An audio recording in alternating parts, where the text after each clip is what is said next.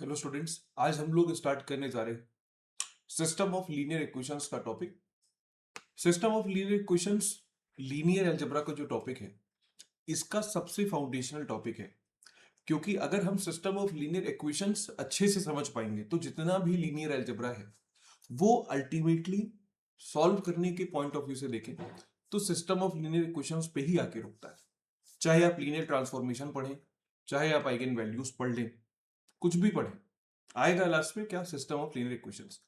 तो हम कह सकते हैं कि ये जो टॉपिक है, हम कह सकते हैं कि जो टॉपिक है हमारा सिस्टम ऑफ लीनियर इक्वेशंस, जिसको हम शॉर्ट में बुलाएंगे SOLE, ये हमारे लीनियर अलजेब्रा की क्या है? बैकबोन है। लीनियर की क्या है? बैकबोन, रीढ़ की हड्डी है एग्जाम, ये आपके लीनियर अलजेब्रा के सब्जेक्ट की। तो आज क्या हम लोग शुरू करेंगे? बैकबोन ऑफ एलए, याद रखिए। लीनियर अलजेब्रा को पढ़ने के लिए जब हम SOLE पढ़ते हैं तो SOLE में हमारे पास डेफिनेशन क्या है? SOLE का मतलब क्या है? SOLE का मतलब S फॉर सिस्टम, O का मतलब ऑफ, L का मतलब लीनियर और E का मतलब equations. System of linear equations. अब सिस्टम ऑफ लीनियर इक्वेशंस में हम पढ़ते क्या है? जैसा कि नाम सजेस्ट कर रहा है कि कुछ सिस्टम है किसी चीज का। किसका सिस्टम है? लीनियर इक्वेशंस का। लीनियर इक्वेशंस का। तो लीनियर इक्वेशन किसको बोलते हैं? लीनियर इक्वेशन किसको बोलते हैं? सवाल तो सबसे पहला ये आता है। देखिए, जब हम कोई भी इक्वेशन लिखते हैं किसी वेरिएबल में और हमारे वेरिएबल की जो डिग्री हो, हाईएस्ट पॉसिबल, वो 1 हो, तब इस तरह की इक्वेशन को आप लीनियर इक्वेशन बुलाते हैं। जैसे कि अगर आपने कहा कि 3x minus 2 is equal to 0, अब यहां x की डिग्री कितनी है? 1, तो ये लीनियर हो गई। आपने कहा कि x minus 2y is equal to 7, हमारी वेरिएबल कितने हैं? 2, कोई बात नहीं, डिग्री सबकी कितनी है? Highest, 1, linear. हमने कहा कि x minus 3y plus 2z is equal to 4, 1 1 1, तो यहां से भी हम क्या बोल देंगे? लीनियर है। लेकिन अगर जैसे ही हमने देखा कि हाईएस्ट डिग्री का जो टर्म है वेरिएबल में वो 1 से ज्यादा हो जाए तो नॉन लीनियर हो जाएगी। जैसे आपसे कहा हमने x square minus 2y is equal to 0, अब ये कैसी इक्वेशन हो गई? ये हो गई non linear. X square plus y square plus z square is equal to 36, non linear. तो लीनियर इक्वेशन क्या हुई? लीनियर इक्वेशन कोई भी ऐसी इक्वेशन हुई जिसके अंदर जो हाईएस्ट डिग्री का टर्म है वो 1 हो, वेरिएबल आपके कितने भी हो, वेरिएबल आपके कितने भी हो। तो इस तरह की लीनियर इक्वेशंस का सिस्टम स्टडी करना है। अब सिस्टम को समझने के पहले हमें वो समझना पड़ेगा जो हम ऑलरेडी जानते हैं, और फिर वहां से हम सिस्टम ऑफ लीनियर इक्वेशंस का मोटिवेशन लेकर के आएंगे। जब हम लोग स्कूल में ये टॉपिक पढ़ते हैं पहली बार, आपने पढ़ा होगा पहले, तब स्कूल में हम लोग इसका नाम रखते हैं साइमल्टेनियस इक्वेशन। जब स्कूल में हम ये टॉपिक पहली बार करते हैं तो इसका नाम हम लोग क्या रखते हैं? Simultaneous equation. इसको आप पढ़ते हैं क्लास 7th में, 6th में। साइमल्टेनियस इक्वेशंस में आप क्या पढ़ते थे? जैसे कि आपसे कहा जाता था कि आप सॉल्व कर दीजिए, आपसे कहा जाता था कि आप सॉल्व करिए इस तरीके की क्वेश्चन की, x माइनस वाई दे रखा है आपको 3 और 2x प्लस वाई दे रखा है आपको 7, मान लीजिए ऐसा कुछ दिया, और आपसे कहा जाता था सॉल्व करिए। तो आपको स्कूल में टीचर क्या बताते थे? वो कहते थे कि आप एक काम करिए, किन्हीं दो वेरिएबल, मतलब किसी एक वेरिएबल को ऐसा बना दीजिए कि सेम कोएफिशिएंट और अपोजिट साइन हो जाए। जैसे यहां देखिए तो लिखा है -1y और यहां लिखा है +1y। ऐसा अरेंजमेंट करिए कि एक वेरिएबल के उल्टे साइन और बराबर कोएफिशिएंट बैठ जाए और उसके बाद आप उनको ऐड कर दीजिए। ऐसा आप करते थे? तो जब इसको ऐड करोगे तो 2x प्लस x 3x हो जाएगा, y में से y कट जाएगा, ये 0 हो जाएगा, सामने आ जाएगा 7 और 3 10। ऐसा कर देने से आपके पास आंसर आ जाता था 3x इज इक्वल टू 10, और यहां से आपका आंसर आ जाता था x इज इक्वल टू 10/3। अब जब आपको x की वैल्यू पता चल गई तो y की भी पता चल जाएगी। आपने x के अंदर रखा 10/3, यहां रख दिया -y is equal to 3। y आ जाएगा कितना, y आ जाएगा 3 माइनस 10/3, 3 माइनस 10/3, ठीक है ना। 10/3 माइनस y इज 3, तो y आ जाएगा 10/3, अरे उल्टा लिख दिया, y आ जाएगा आपका कितना 10/3 माइनस 3, कितना आंसर आया, 3 में से 3 चला जाएगा तो 1/3, राइट। तो ये हमारे सॉल्यूशन आ गए। हमने कहा इस इक्वेशन के सॉल्यूशन है x इज इक्वल टू 10/3 और y इज इक्वल टू 1/3। आप देखिए सेटिस्फाई कर रहा है ऊपर, अगर आप x में से y माइनस कराओगे तो 10/3 माइनस 1/3 हो जाएगा 9/3, 9/3 होता है 3, 2x प्लस वाई 7 आना चाहिए, तो 2 से मल्टीप्लाई कर दीजिए इसको, तो 20/3 प्लस 1/3 आ जाएगा 21/3, 7। तो ये मेरे सॉल्यूशन हुए। अब यहां पर ये स्कूल पे किया गया काम आपको सबको आता होगा। सवाल अब मेरा एक ये है कि ये जो सॉल्यूशन आया है, ये जो सॉल्यूशन आया है, तो मेरा आपसे क्वेश्चन है, क्वेश्चन ये है कि there exist any other solution, क्या इस सॉल्यूशन के अलावा मेरे पास कोई और सॉल्यूशन की संभावना है? मतलब क्या ऐसा और कोई x और y है जो इस इक्वेशन के पेयर को सेटिस्फाई कर सके? जब हम लोग इस तरह के इक्वेशंस को सेटिस्फाई करते हैं जिसको हम साइमल्टेनियस इक्वेशन बोलते हैं, तो साइमल्टेनियस का मतलब अगर हम हिंदी में बोलते हैं तो साथ साथ होता है ना। साइमल्टेनियस का मतलब हिंदी में बोले तो साथ में, एक साथ, मतलब ऐसे x और y जो इन दोनों इक्वेशंस को एक साथ सेटिस्फाई करते हैं, दोनों के कॉमन सॉल्यूशन है, करेक्ट। अब सवाल आया कि क्या इनका कोई और सॉल्यूशन है? तो आप कहोगे सर होता तो यहां निकल के आता, सही बात है, अगर होते तो आते ना फिर सॉल्व करके, फिलहाल तो नहीं आ रहे। और अगर हम ग्राफिकली इसको समझने की कोशिश करें, एक बार अगर हम इसको ग्राफिकली समझे, हमने क्या निकाला, हमने ये निकाला कि मेरे पास एक लाइन है x minus y is equal to 3, मेरे पास एक लाइन है x minus y is equal to 3। जब आप x को 0 करते हो तो y आता है -3, जब आप x को 0 करते हैं तो y आता है -3। मतलब हम दो पॉइंट निकाल रहे हैं जिस लाइन पे लाई करते हैं, x को 0 करिए तो y की वैल्यू आई -3, तो आपने एक यहां रखा, 1 2 3, तो ये वाला पॉइंट। जब आपने y को 0 किया, भाई किसी भी लाइन के इक्वेशन को पता करने के लिए, मतलब डायग्राम में बनाने के लिए दो पॉइंट चाहिए बस, दो पॉइंट से पता चल जाता है, y 0 रखोगे तो x3 आएगा। तो यहां से आ गया आपका 1 2 3, ये ठीक। अब अगर हम इन दोनों पॉइंट्स को ज्वाइन करें, अगर हम इन दोनों पॉइंट्स को ज्वाइन करते हैं तो हमें एक लाइन मिली, इस तरीके से लाइन मिलेगी। जब हमने इन दोनों पॉइंट्स को ज्वाइन किया तो ये लाइन आ गई। इसी तरीके से मेरे पास एक लाइन और दे रखी है, क्या, 2x plus y is equal to 7। जब हमने y को 0 किया तो x की वैल्यू आई 7/2, यानी कि 3.5। तो 1 2 3 यहां कहीं 4 आता होगा तो यहां कहीं आएगा ये वाला पॉइंट, ये वाला। और इसी तरीके से जब हमने x को 0 किया तो y आ गया 7, x को 0 डालोगे आप तो 2 इंटू 0 प्लस वाई 7, y आएगा 7। अब ये कहां आएगा, 1 2 3 4 5 6 7, कहीं यहां। अब देखने वाली बात क्या है वो देखिए, हमने इस दूसरी लाइन को ड्रॉ किया। जब हमने इस दूसरी लाइन को ड्रॉ किया तो ये दोनों लाइंस आपस में कट रही हैं,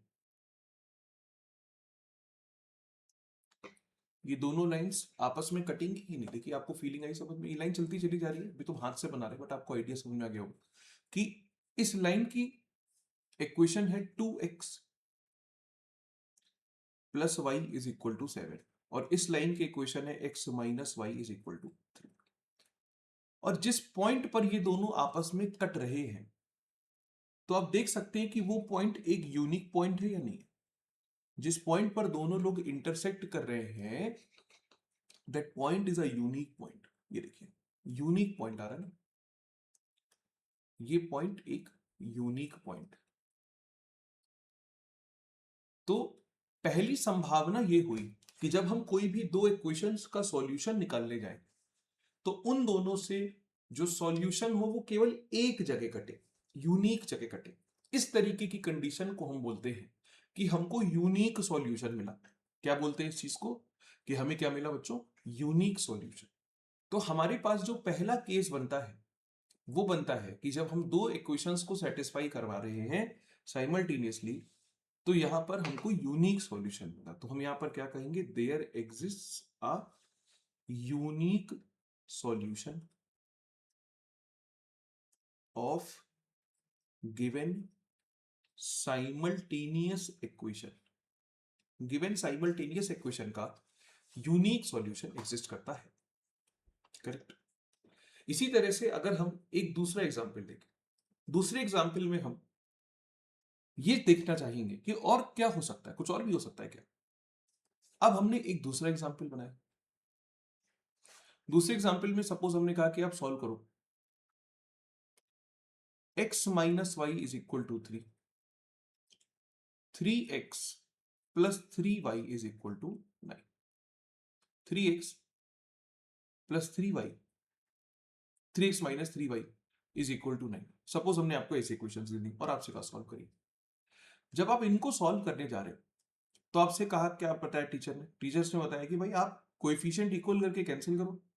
तो आपने कहा कि ये पहली इक्वेशन है, ये दूसरी इक्वेशन है। तो हमने क्या करा, हमने पहली इक्वेशन को 3 से मल्टीप्लाई करा। जब हमने 3 से पहली इक्वेशन को मल्टीप्लाई करा दिया तो मेरे पास आंसर आ जाएगा 3x minus 3y is equal to 9, और नीचे भी आ रहा है 3x minus 3y is equal to 9। अब जैसे ही यहां पे मल्टीप्लीकेशन करा तो आपको दिख रहा है कि यहां पे तो जो कंडीशन आ रही है वो तो आइडेंटिकल हो जा रही है, यहां पर जो कंडीशन आ रही है वो तो आइडेंटिकल हो जा रही है। यानी कि आपको दो इक्वेशंस देने के बजाय एक ही इक्वेशन दो बार दे रखी है, one equation repeated two times. Equation तो एक ही है लेकिन इसका रिपीटिशन हमने दो बार कर दिया। जब एक इक्वेशन को आपने दो बार रिपीट कर दिया तो यहां कैंसिल करने से मिलेगा क्या, आप इसको कैंसिल कर दीजिए ला करके, आप इससे इसको कैंसिल कर दीजिए, तो कोई मतलब ही नहीं बन रहा है ना। मतलब बच्चे कहेंगे सर इसको काट दीजिए, सब कुछ काट दीजिए। तो क्या मतलब बना, काटने वाला तरीका जो आप लगाते हैं ना उसका लॉजिक समझिए। उसका लॉजिक ये है कि हम इनके बीच में कॉमन सॉल्यूशन निकालने के लिए ट्रायल कर रहे हैं। बट जब मेरे पास इक्वेशन एक ही दे रखी है तो फिर हम उसमें क्या ही सॉल्व करेंगे, एक ही इक्वेशन है मेरे पास। तो हमने कहा आई ओनली हैव,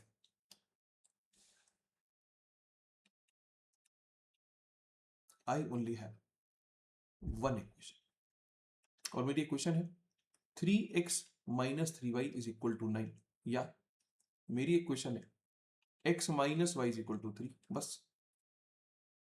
अब इसके सॉल्यूशंस चाहिए हम, मेरे पास केवल एक इक्वेशन है। अब सवाल हुआ कि भाई इस अकेली इक्वेशन के सॉल्यूशंस क्या हुए, इस अकेली इक्वेशन के सॉल्यूशंस क्या है। अकेली इक्वेशन के सॉल्यूशन कैसे आएंगे, जब आपके पास है x minus y is equal to 3। अब बताइए सॉल्व करने आप जाओगे, ज्यादा से ज्यादा क्या कर सकते हो, ज्यादा से ज्यादा क्या कर सकते हो। कोई बच्चा लिख देगा कि सर x को आप ले लीजिए y प्लस 3, और कोई कह देगा कि y को ले लीजिए x माइनस 3, और तो कुछ नहीं कर सकते आप।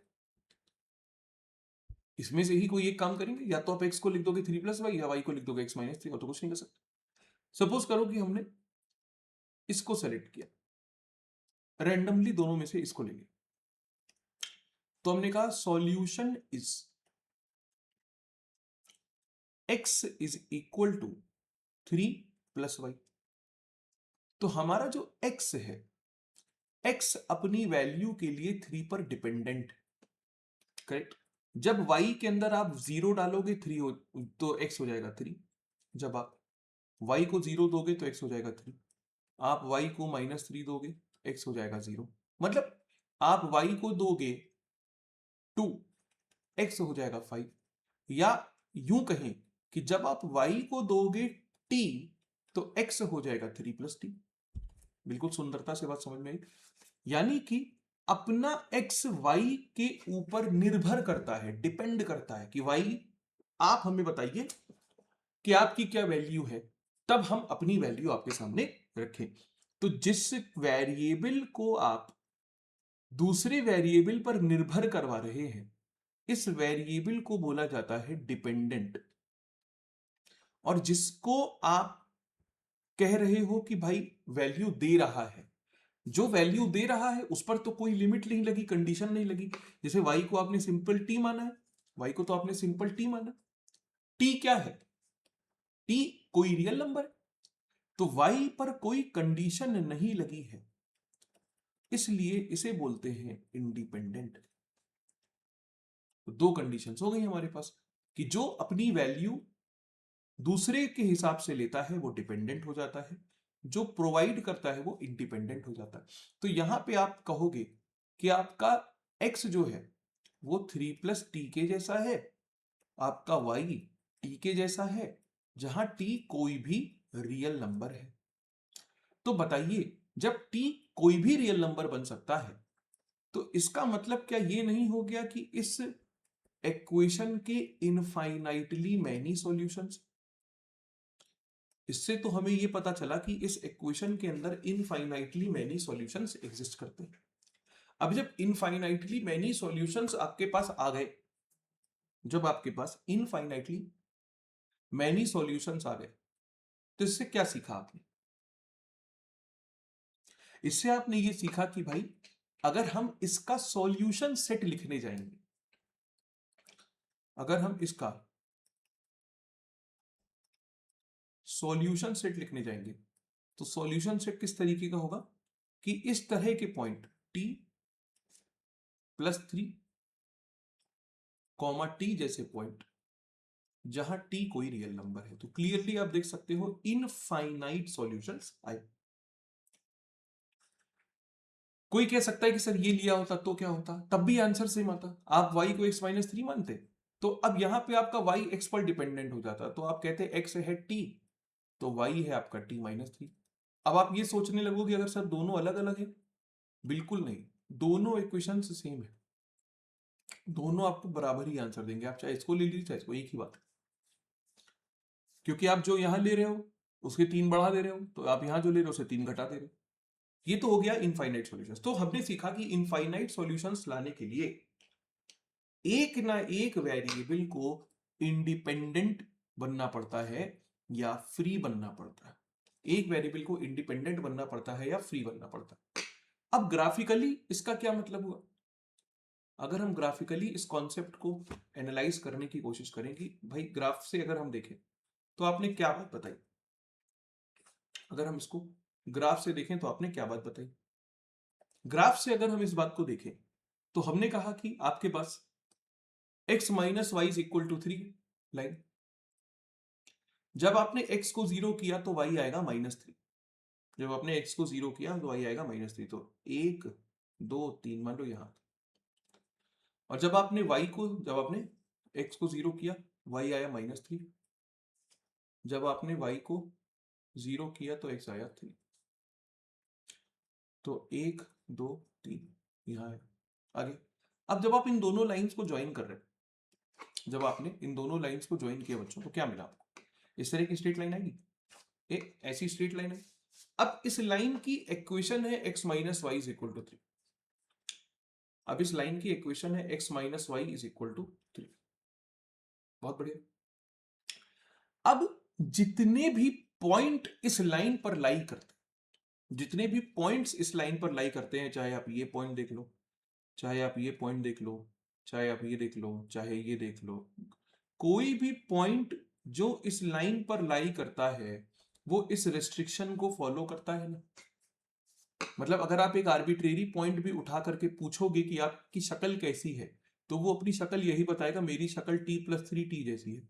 यानी इस पूरी लाइन पर लाई करने वाला हर पॉइंट इस इक्वेशन का सॉल्यूशन है। तो एक स्ट्रेट लाइन जो आप खींचते हैं ग्राफ पे, उस पे लाई करने वाले सारे पॉइंट उस लाइन की कंडीशन को ही तो सेटिस्फाई करते हैं ना, उस लाइन की इक्वेशन को ही तो सेटिस्फाई करते हैं ना। तो यहां से क्या सीखा हमने कि every point on this line is a solution. Her point पर लाई करने वाला लाइन एक सॉल्यूशन है। ठीक है, तो यहां से हमने एक दूसरा केस देखा कि जब मेरे पास दो इक्वेशंस ऐसी हो जाए कि एक इक्वेशन सिंपली दूसरे का मल्टीपल हो जाए या डिपेंडेंट हो जाए, तो मेरे पास किस तरह के सॉल्यूशंस आते हैं, इनफाइनाइटली मेनी सॉल्यूशन। तीसरा केस क्या बन सकता है, केस नंबर 3, हमने आपसे कहा कि आप सॉल्व करिए x minus y is equal to 3, x minus y is equal to 7, ऐसे इक्वेशन दी, x माइनस वाई है 3, x माइनस वाई है 7।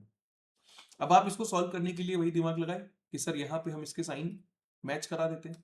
तो सेकेंड इक्वेशन को, ये मेरी फर्स्ट इक्वेशन है, ये मेरी सेकेंड इक्वेशन है, तो हम एक काम करते हैं, हम सेकेंड इक्वेशन को मल्टीप्लाई करवा देते हैं माइनस से, तो आपको मिल जाएगा x minus y is equal to 3, minus x minus y की जगह प्लस वाई हो जाएगा और यह माइनस 7।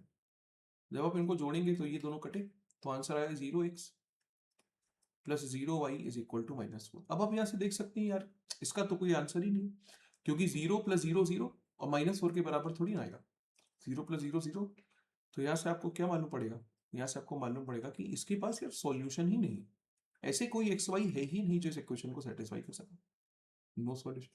आपने जब स्कूल में पढ़ा होगा तो आप हमेशा यूनिक सॉल्यूशन वाला केस पढ़ते हैं, बट आज हमने आपको दिखाया दो केसेस और होते हैं कि इनफाइनाइट सॉल्यूशन आ जाए या नो सॉल्यूशन आ जाए। नो सॉल्यूशन का ग्राफिकल मतलब क्या है, यहां से तो बड़े आराम से आ गए, लेकिन नो सॉल्यूशन का ग्राफिकल मतलब क्या, what is the graphical meaning behind no solution. इसका मतलब यह है कि आपकी लाइंस कटती ही नहीं है, पैरेलल लाइन। जैसे अगर आपने x minus y is equal to 3 का ट्राई किया, आपने x minus y is equal to 3 का ट्राई किया, आपने y को 0 किया, x आया 3, आपने x को 0 किया,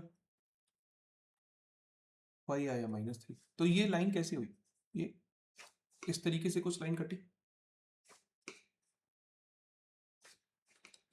इसी तरीके से दूसरी लाइन कैसी होगी, x minus 3 y is equal to 7, तो 4 5 4 5 6 7, 4 5 6 7, तो पता है क्या होगा, कुछ नहीं होगा, जैसी आपकी ये लाइन आ रही है ना, इसी लाइन के एकदम पैरेलल लाइन हो जाएगी, ठीक है ना, ऐसी पैरेलल लाइन हो जाएगी जो आपस में कटेंगी नहीं। बात समझे, क्योंकि पैरेलल लाइंस कभी इंटरसेक्ट नहीं करती, पैरेलल हो गई। अब जब पैरेलल लाइन हो गई तो इसका मतलब नो सॉल्यूशन। तो हमारे पास सिस्टम ऑफ लीनियर इक्वेशंस के 3 केसेस हुए, सिस्टम ऑफ लीनियर इक्वेशंस के हमारे पास 3 केसेस हो गए, ठीक, यूनिक सॉल्यूशन, इनफाइनाइट सॉल्यूशन और नो सॉल्यूशन। अब यहीं पे एक आपके मन में सवाल आ रहा होगा, सर क्या 2 सॉल्यूशन हो सकते हैं, क्या 4 सॉल्यूशन हो सकते हैं, can there exist more than one, can there exist more than one finite solutions, क्या एक से ज्यादा फाइनाइट सॉल्यूशंस एग्जिस्ट कर सकते हैं। अब इस बात का मतलब क्या हुआ ग्राफिकली, हम कह रहे हैं कि दो स्ट्रेट लाइन है, वो 2 पॉइंट पर कटे बस, एक ये स्ट्रेट लाइन है। अब आप चाहते हैं कि हम एक ऐसी स्ट्रेट लाइन बनाए जो मोर देन वन फाइनाइट सॉल्यूशन लाए, यानी 2 पॉइंट पे कट जाए या 3 पे। अब सोचिए अगर एक स्ट्रेट लाइन है जो 2 पॉइंट पे कट रही है, तो मान लो यहां कट रही है, तो यहां से निकलेगी कैसे, यहां निकल, अरे यार यहां से निकली इस तरीके से, या इस तरीके से निकल गई, या ऐसे निकल गई, ऐसे निकल गई, लेकिन इस पॉइंट और इस पॉइंट से करने के लिए उसको बेंड करना पड़ेगा ना, उसे बेंड होना पड़ेगा ना, पर स्ट्रेट लाइन कहां बेंड होगी, ऐसा थोड़ी ना हो सकता है कि आप एक एक खड़ी 2 पॉइंट को इस पेन से मिला सकते हैं, ये 2 पॉइंट हम यहां बना दे, हम कहते हैं सिर्फ 2 ही पॉइंट टच करो, नहीं हो सकता है, पॉसिबल ही नहीं है, नेवर पॉसिबल, ऐसा कभी हो नहीं सकता। तो यहां से फाइनली हमको समरी मिली, यहां से हमको फाइनली समरी क्या मिली कि ये आपका जो साइमल्टेनियस इक्वेशन है, आपका जो साइमल्टेनियस इक्वेशन होता है, इसके अंदर 3 केसेस है, इसके अंदर आपके 3 केसेस,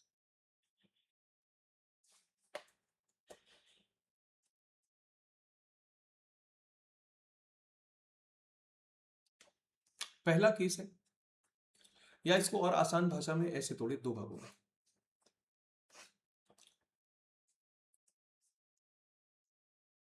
पहला केस है कि साइमल्टेनियस इक्वेशन को सॉल्यूशन मिलता हो,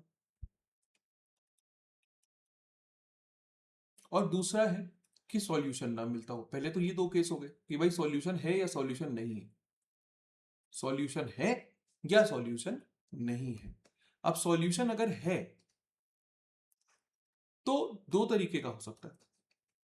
अगर सॉल्यूशन है तो दो तरीके का हो सकता है। पहला केस हो जाता है जिसको हम लोग बोलते हैं कि सॉल्यूशन यूनिक है, और दूसरा हो जाता है जिसको हम लोग बोलते हैं कि सॉल्यूशंस किस तरीके के हैं, इनफाइनाइट। सॉल्यूशन है यूनिक और सॉल्यूशन है इनफाइनाइट। और दूसरा केस हो जाता है कि सॉल्यूशन ही नहीं है, जो अभी हमने देखा। तो सिर्फ तीन केसेस होते, सिर्फ तीन केसेस होते एक साइमल्टेनियस इक्वेशन में। तो उम्मीद है ये पूरा कॉन्सेप्ट बहुत अच्छे से आपको समझ में आ गया होगा। अब मजेदार बात यह है कि आपका सिस्टम ऑफ लीनियर इक्वेशंस यही चैप्टर है, बस जो अभी जितनी बात बताई गई यही। पर यहां पे साइमल्टेनियस इक्वेशन की जब हम बात कर रहे हैं तो यहां हम दो इक्वेशंस की बात कर रहे हैं। बस आपका जो सिस्टम हो जाता है वो दो, तीन, चार, पांच, 10, 15 जितनी भी इक्वेशन ले आओ, सबके लिए यही बात निकाल करके देगा। तो ये जो अभी जितना डिस्कशन हमने किया है, ये पूरा डिस्कशन एक मोटिवेशन है सिस्टम ऑफ लीनियर इक्वेशंस को पढ़ने के लिए। तो पहले तो ये स्ट्रक्चर आप लोग अच्छे से देख लीजिए कि क्या पॉसिबिलिटीज बनती हैं।